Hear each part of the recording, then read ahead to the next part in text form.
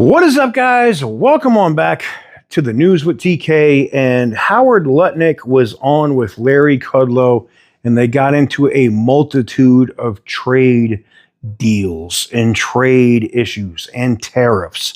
And I got to be honest, they talked about China, even though Howard Lutnick is not really doing that. That's a Scott Besson thing. But he did get into India, and that is huge friggin' news. Roll the intro.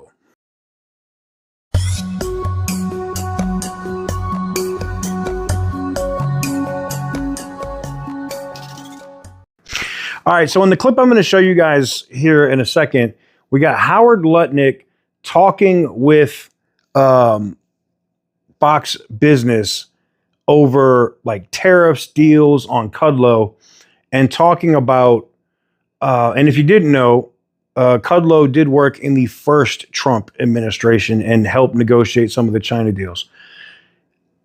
I really liked the way this conversation went and a lot of the information that was presented. The thing that really interested me the most was the conversation on India and the fact that they've, and I didn't know this until this conversation, India has already rolled back tariffs on the United States. Did you hear about that in the news? I sure didn't. Wow. And they're doing that while they finish negotiating this deal. They already have a deal on paper, but as a show of good faith, they've already rolled back tariffs. That's huge news. News to me. Anyways, let's roll this clip and then we'll come back and discuss. All right, welcome back, everybody. Let's get an update on tariffs and trade. We have Commerce Secretary Howard Lutnick. Secretary Lutnick, thank you, old friend. Now, I know that Wall Street wants deals, but they have to be good deals. I understand that. As a supporter of the president's reciprocity policy, it's got to be fair trade, tariffs, non-tariff barriers, and so forth. What's your outlook right now? I know last week you seemed optimistic about something close in. What can you tell us today? I feel really, really good, right? The countries, remember, the president came out with tariffs that were pretty high. And then he said, look, I'll drop it down to 10%. Tell me what you're going to do for America. It's not fair. We have $1.2 trillion trade deficit. And what people don't really think about much is if you knock that down 25% and at a $900 billion trade deficit, that's 1% GDP for the United States of America. I mean, $300 billion of trade, 1% for America. And people just don't think about it. You start bringing those factories home, that's another point of GDP. You could have the gentleman in the Oval Office drive 2 and 3 points GDP to the United States of America from behind his desk. And that is just so much fun. The best part of that would be market openings, it seems to me. I mean, exactly. Our economy, if we hit on all cylinders because of the Trump program, tax cuts, deregulation, spending restraint, energy, trade, et cetera, we will grow faster than the rest of the world. My view, we'll never eliminate the trade deficit, nor should we. The trick is, however, more exports, more market access from countries that have denied us market access. I mean, people don't think about how great America is, right? We invent everything, right? The iPhone, the greatest AI chips, all these things, pharmaceuticals, they've all been invented by America. Why is our GDP growth so similar to the rest of the world? It's because we're feeding the rest of the world with these trade deficits, and they close their markets to us, and we open our markets to them. It's time for that to become more fair. If they open their markets to us and we can export and we bring back those great manufacturing jobs, right? Why are all these AI chips, why should they all be made in Taiwan? Why should they be made in America? Start building these factories in America, and you're going to start to see our GDP basically lap all the other countries in the world because we are the creator. We are it. Who's first up? Oh, who's great on the countries. docket? Always, it's got to be a top 10 economy. If it's not a top 10 economy, it's not fun. So, of course, it's going to be a top 10 that economy. Narrows it. What's that? A top 10 economy from Asia? Listen, the Asian markets are very complex.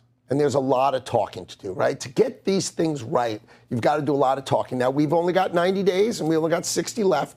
So these things are coming, but you got to be patient. Now, we're going to get some deals done pretty soon. The president will decide when he announces it because, remember, I'm his commerce secretary. I do the work. But the boss, and you know the boss as well as anybody in the world. I do. And this is his deal to make. But I'm told. And his deal to do. No, I appreciate that. It's got to be a good deal. But I'm told, for example, India has already brought tariffs down quite a bit, on paper, to be sure. Now, they have a million regulations of non-tariff barriers, which my hunch is probably holding things up. But they have brought their tariffs down quite a bit. Is that fair? That is fair. India's at the table really doing extraordinary things that no one else has ever done. Donald Trump will change the way trade is done. You know, it used to be 2 years to do a little deal. Now we're doing gigantic deals in 90 days. So he's going to open these markets in a way the markets have never been opened before. He's going to help America grow in a way that it hasn't grown before. We're going to bring factories home, pharmaceuticals, autos, right, semiconductors. Those factories are going to start coming home, and you're going to see growth in America as we build those factories. And I'm telling you, this feels really, really good. As you know, John Carney, the new Prime Minister of Canada, is coming to town tomorrow, if I'm not mistaken. Mark Carney, sorry. John Carney is a good economist at Breitbart. So Mark Carney, whom I've met, is central banker. Are you optimistic? Can we make a deal with Canada? I think it's really complex. I think this is really complex because they have been basically feeding off of us for decades upon decades upon decades, right? They have their socialist regime, and it's basically feeding off of America. I mean, the president calls that out all the time. Why do we make cars in Canada? Why do we do our films in Canada? Come on. So I think the president's going to have, I think it's going to be a fascinating meeting. I'm glad I'm going to be there listening, but it's going to be a fascinating meeting tomorrow. I just don't see how it works out so perfectly. But you're not going to bust up USMCA. That deadline is next year for the final review. Correct. So next year is coming. So a lot of things are going to be put into that. So if it's USMCA compliant, you're okay. I think for now it's okay, but I think what you should expect to see is a real revisiting of USMCA in a year, because Donald Trump, remember what was fun about USMCA, remember when he renegotiated the deal, he wanted an exit clause in 3 years.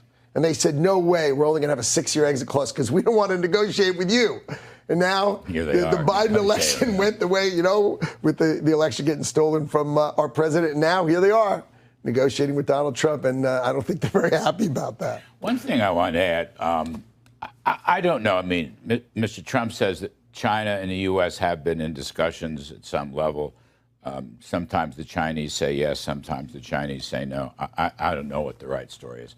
I do want to say this, as someone who was on the China trade team in the first term, and we negotiated the so-called Phase 1 deal.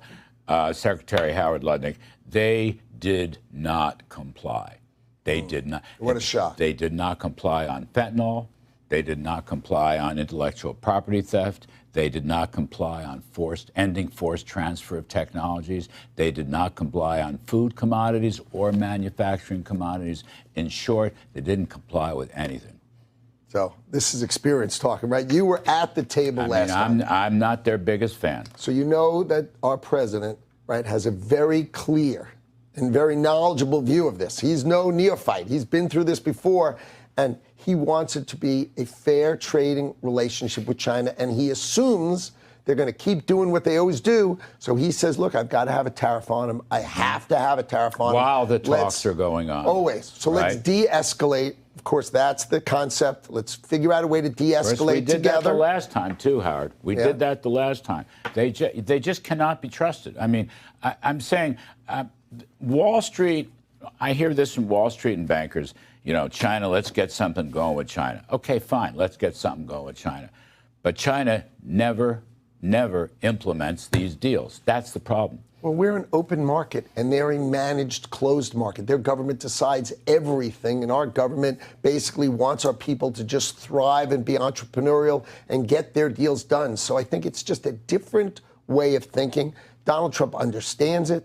He's going to be the driver of that policy. And I'm excited that he's at the desk because he's the person. You're going to be involved in those talks, China talks? Well, I think we've given it. Well, yeah. Of course, there's lots of pieces to it, but Scott Bessent is heading that up. Yeah. And that's his. And I'm only responsible for all the other countries. I got plenty to do. I would love to see progress. I would. But I just have to say, from my experience, they never comply. So, what do you guys think about what was spoken about there with Howard Lutnick? Do you think they're actually negotiating some good trade deals? Because I know Larry Kudlow said the same thing. They had to be good trade deals, not just any trade deal. And I know that's what the market wants. They want that first trade deal to be announced. And I 100% understand that. But they have to be good trade deals. That's the difference. If they're good trade deals, they're good for you, they're good for me, they're good for the country. I'm on board with that. If they're not good trade deals, I'm good with waiting. I'm good with waiting. Let me know what you guys think in the comments section down below. Give the video a big thumbs up if you like what we do. Hit the subscribe button if you haven't already. And as always, stay petty, my friends.